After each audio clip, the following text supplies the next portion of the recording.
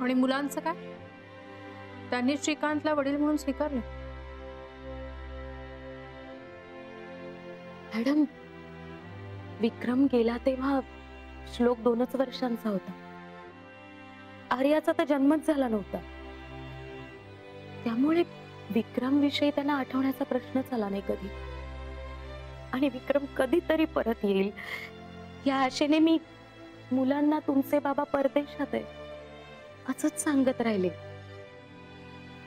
आणि श्रीकांतशी लग्न झाल्यानंतर परदेशात गेलेले आपले बाबा म्हणजे श्रीकांत असंच समजू लागली मुलं. मी त्यांचा गैरसमज दूर नाही केला. आणि सासूबाई, त्यांनी हे सगळं कसं स्वीकारलं? सासूबाई, त्यांना हे नातं पसंतच नव्हतं. कारण एकतर विधवा असून त्यात 2 मुलं, त्यामुळे सुरुवातीला नकार होता त्यांचा. पण हळूहळू विरोध मावळत गेला. त्यांनी माझ्या सकट माझ्या मुलांना आपलंसं केलं, एक्सेप्ट केलं त्यांनी मॅडम. त्याही माझ्या मुलांच्या प्रेमळ आजी झाल्या. ही दोन्ही मुलं श्रीकांतची नाहीयेत असं कधीही जाणवू दिलं नाही त्यांनी. आमचा संसार खूप खूप छान चालू आहे. पण अशातच गेल्या शनिवारी मला तो दिसला.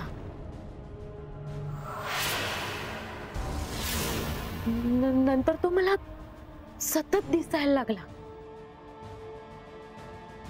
मध्येच गायब व्हायचा.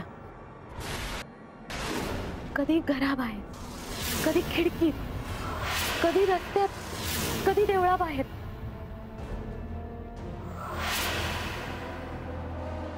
विक्रमला कधीच दाढी नव्हती.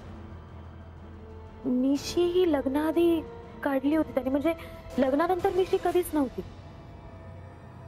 पण मॅडम, या माणसाला दाढी मिशा आहेत. हा माणूस लपून छपून मला बघत असतो. त्या माणसाचा चेहरा आणि डोळे बघितलं ना की मला विक्रमला पाहिल्यासारखं वाटतं. म्हणजे असं वाटतं की तो विक्रमच आहे. पण मला पूर्ण खात्री नाहीये की तो विक्रम आहे. मला कळत नाहीये की जर तो विक्रम आहे तर तो माझ्याशी बोलायला का येत नाहीये. आणि जर तो विक्रमच नाहीये तर तो माझ्याच बरोबर का लपंडाव खेळतोय मला कळतच नाहीये.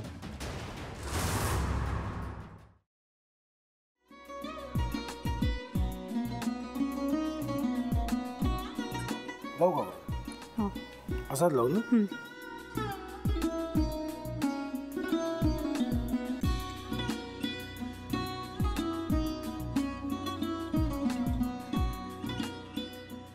आता काय करायचंय? आता आपण ड्राय स्टफिंग दुसरं काय करणार आपण त्यात? आपण ह्याच्यात मेयोनीज न टाकता बाकीचे सगळे साहित्य टाकायचे. अच्छा, हे सगळं. ऋतू, माझा तर विश्वासच बसत नाहीये. म्हणजे अगं बहिणी आमचं लग्न व्हावं म्हणून किती प्रयत्न करत होती आणि ते सगळं करताना ती शिवच्या आम्हाला माहिती पुरवते. नाही, मला नाही वाटत. गौरी खूप चांगली असतो म्हणून तुला सगळं जगत चांगलं दिसतं. पण शिव उगाच बोलला असेल का? त्याच्यावर विश्वास नाहीये का तुझा? शिववर पूर्ण विश्वास आहे मी तुम्हाला.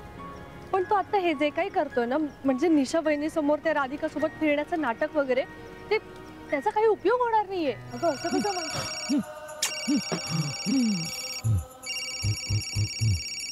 अगं नीलिमा, जतीन भाईंचा कॉल आहे. हो माहितीये. रिसीव कर ना. अगं बघ, कट झाला. आता तू रिसीव केला नाहीस म्हणून ते मला करतील. अब पुन्हा आला बघ. घे बघू. पण हे एक ना एक दिवस घडणारच होतं. आता मला कळलं तुम्ही 2 दिवस झाले काय सांगत होता ते. बनू हे संकेत असतात आणि हे ठरवून येत नसतात. मी बाहेर तुमची वाट बघते.